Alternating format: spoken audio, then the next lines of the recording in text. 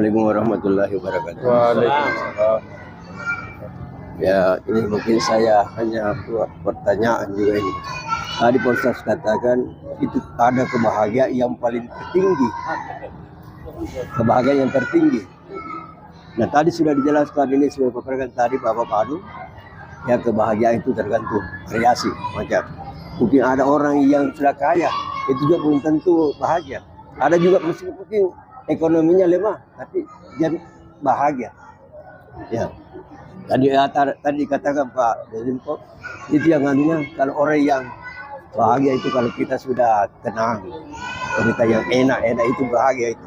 Tapi yang saya tanyakan Pak Ustaz, ada katanya Pak Ustaz kata bahagia tertinggi itu yang mana itu Ustaz? Terima kasih itu saja. Terima kasih. Assalamualaikum warahmatullahi wabarakatuh. Assalamualaikum warahmatullahi wabarakatuh. Waalaikumsalam warahmatullahi wabarakatuh. Berbicara soal bahagia, ya mungkin arti bahagia itu senang,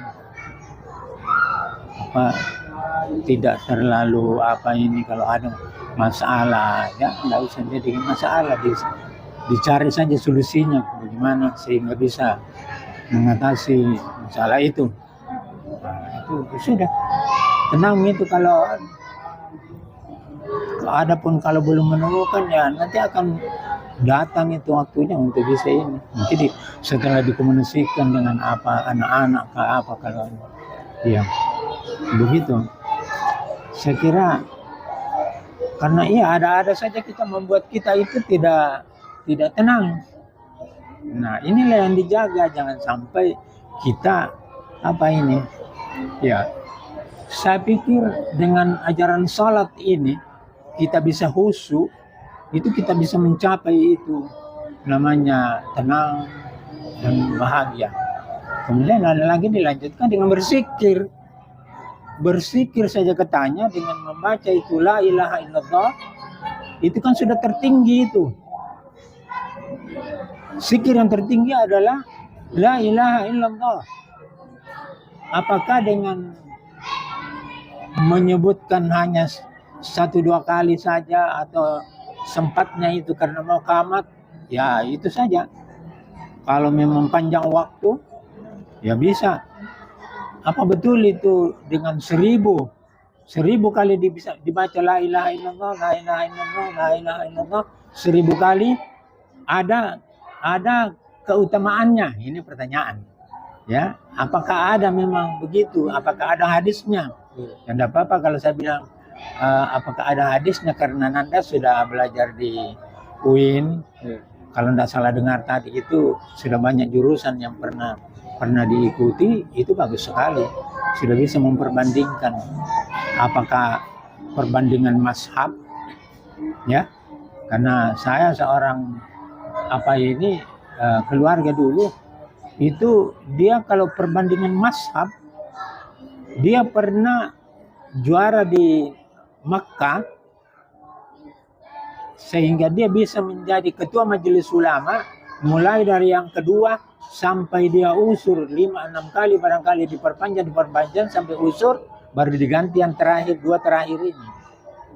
Itu Kiai Muhammad Yusuf itu dengan mazhab dia kuasai sehingga dia bisa menjadi ketua majelis ulama selama begitu pulang dari mengikuti DITII. Setelah ada itu pengampunan waktu itu, dia masuk. Dia tinggal masuk, nah diangkatnya dia menjadi ketua majelis ulama. Pesantrennya itu ada di Sidrap sana. Urwatul Uska di sana itu adalah pesantrennya sampai meninggal di situ. Istrinya dikuburkan di situ. Dia juga dikubur.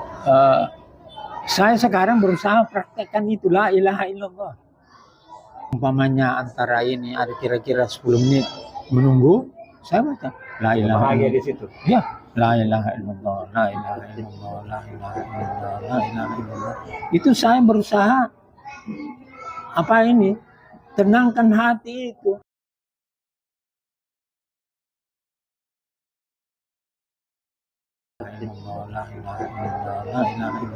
Itu saya berusaha tenangkan hati itu. Insya Allah kalau Tidak juga kita pusat. Kenapa kau belum masuk waktu ini? Kenapa belum azan ini? Coba baca la ilaha illallah itu 1 kali. Mungkin kalau 5 menit itu berapa kali bisa dibaca itu sehingga bisa tenang hati. Itu cara saya untuk bisa menenangkan hati. Bahagia dengan membaca Al-Quran, bahagia dengan berzikir. Kan di sini ya rajin sekali saya lihat. Begitu dia. Ya saya mau tanggapi tadi tentang remaja ya. Ya memang terus terang kita kecewa ya karena di mana-mana masjid itu ya isinya rata-rata orang tua ya, kurang remaja. Ya rata-rata ulama ya. Padahal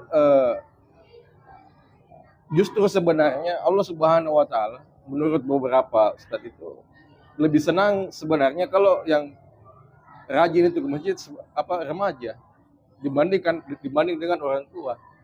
Kenapa? Karena kalau orang tua kan jatah nakalnya sudah habis. Ya, jadi mau bagaimana lagi kan? Jadi fisik sudah habis, nafsu sudah menurun, ini sudah menurun, ya mau kemana lagi kan? Tidak bisa lagi macam-macam. Tapi kalau remaja ini kan penuh dengan gejolak, penuh dengan obsesi, penuh dengan impian. Ini tantangannya besar sekali. Jadi kalau memang ada remaja yang betul-betul luar biasa. Ya tapi memang itu langka ya. Saya kira apalagi di zaman sekarang ini ya dengan tantangan teknologi ya. Ini membuat semakin berat. Ya tapi itu juga yang saya mau tanyakan. Apakah teknologi ini punya peran terhadap degradasi moral ya? Apakah bisa kita salahkan teknologi? Ataukah yang salah ini kita semua? Maksudnya saya juga sebenarnya tidak tepat kalau kita hanya menyalahkan remaja ya. Karena kan remaja itu mencontoh orang tua sebenarnya. Jadi ada yang mengatakan bahwa ini kesalahan sosial. Ada juga malah mengatakan ini kesalahan negara. Ya, jadi mungkin itu yang saya mau. Insya Allah juga memang saya sudah bicara dengan Pak Nur Samsu, Pak Ustadz Nur Samsu. Memang akan adakan di sini minggu itu, setiap Selasa itu kita undang pemateri khusus untuk remaja, Pak. Ya, kalau Bapak bertanya, loh, kok kenapa remaja baru yang dengarkan orang tua? Ya, paling tidak kan Bapak punya cucu ya, Bapak punya anak, mungkin ya bisa Bapak sampaikan. Ataukah mungkin ya bisa dikasih language house ya. Jadi istilahnya kita ini seperti main karambol Pak ya, kayak dulu itu, sekarang nggak tahu masih ada itu ya. Karambol itu ya, jadi yang kita sasar sebenarnya di sini, tapi kita kasih pantul dulu ini ceritanya. Jadi wujud dari tanggung jawab kita. Mudah-mudahan di akhirat nanti kita tidak dimintai banyak pertanggungjawaban tentang kenapa remaja-remaja kita seperti ini. Jadi saya kira ini adalah salah satu upaya. Ya, mungkin juga nanti bisa kita undang kembali Ustadz Thierry ya, atau mungkin nanti ada pemateri lain.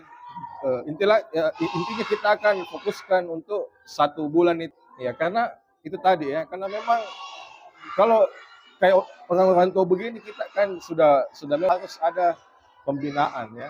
Meskipun kita sayangkan ya remaja-remaja di sekitar sini ya keinginannya untuk hadir bersama kita masih kurang ya, tapi itu tidak memupuskan saya kira tujuan kita. Jadi karena tadi seperti disampaikan bahwa ada di luar yang menonton ya, ada remaja kita ini yang setelah video ini dibuat nanti dia menonton di rumah atau di mana ya. Nah, kemudian sedikit tentang kebahagiaan. Ada salah satu pakar itu, saya lupa namanya, mengatakan bahwa kalau engkau mau bahagia, maka berbahagialah. Jadi kalau mau bahagia, ya berbahagia. Jadi katanya bahagia itu tidak sulit atau tidak apa. Jadi kalau mau bahagia sih ya bahagia. Jadi begitu. Ada juga pakar-pakar lain yang mendefinisikan kebahagiaan. Saya kira Ustadz lebih tahu karena Ustadz jurusan filsafat ya. Nah, itu yang saya mau tanyakan, apakah dengan kita mengetahui banyak definisi kebahagiaan, misalnya Plato mengatakan bahagia itu begini, Aristoteles mengatakan bahagia itu begini, Stoikov mengatakan bahagia itu begini dan lain-lain. Apakah semakin banyak kita mengetahui definisi kebahagiaan, apakah itu bisa menjamin kita bahagia? Dan apakah semakin sedikit kita mengetahui definisi kebahagiaan, bisa-bisa kita tidak bahagia karena kita tidak tahu apa bahagia itu ya. Jadi apakah bisa dikatakan seperti itu ya? Demikian, wassalamualaikum warahmatullahi wabarakatuh.